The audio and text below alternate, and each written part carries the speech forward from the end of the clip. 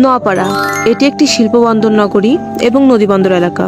যশোর জেলার অভয়নগর উপজেলায় মূলত এই শহরটির অবস্থান। নোয়াপাড়া নামটি এসেছে মূলত শ্রীধরপুরের জমিদার ঈশ্বর বসুর প্রচেষ্টায়। মূলত নয়াহাটের সাথে পারাযোগ করেই এই অঞ্চলের নামকরণ করা হয় নোয়াপাড়া। ভৈরব নদী, নোয়াপাড়ার এই ভৈরব নদীকে কেন্দ্র করেই গড়ে উঠেছে নোয়াপাড়া নদীবন্দর। ভোরের আলো ফুটতে না ফুটতেই গভীর রাত অবধি এখানে ভিড় করে হাজার হাজার মানুষ, কেউ বা নদী পারাপারের জন্য, কেউ বা কর্মসূত্রে।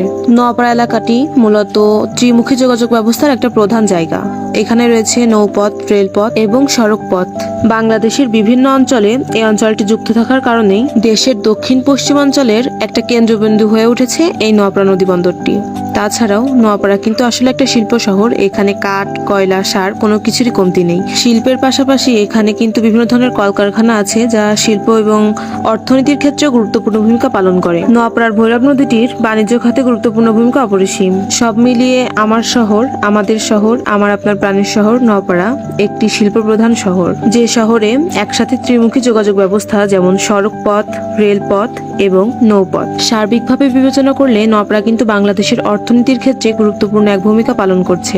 তাই আমরা নিঃসন্দেহে বলতে পারি যশোর জেলার অভয়নগর উপজেলার নোয়াপাড়া একটা বাণিজ্যিক এবং বন্দর শহরের পাশাপাশি একটা শিল্প শহর, যে শহরটা বাংলাদেশের যে কোনো শহর তুলনায় এক ধাপ নয় বরং একাধিক ধাপ এগিয়ে।